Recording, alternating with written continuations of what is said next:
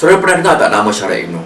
Syara Egno pernah popular pada penghujung 1980-an dan beliau pernah merakamkan album solo pertamanya pada tahun 1989, album yang berjudul Syara Egno.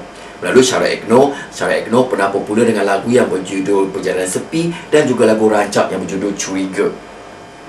Syara Egno pernah merakamkan album keduanya pada tahun 1991, album berjudul Rintihan Anissa.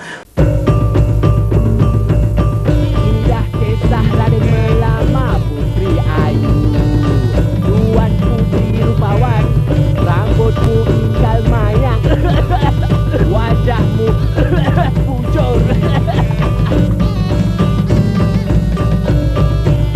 bibirmu merah delima, oh putri rupawan. Ubat batuk cap ibu dan anak, kebaikan tradisional untuk batuk dan kahak. Saudara, Syara Egno mula menyanyi sejak tahun 1979 dan beliau pernah menganggotai kumpulan rock yang dikenali sebagai Rock Trio. Syara Egno juga pernah menang dalam pertandingan Sing Like Tina Turner pada tahun 1988.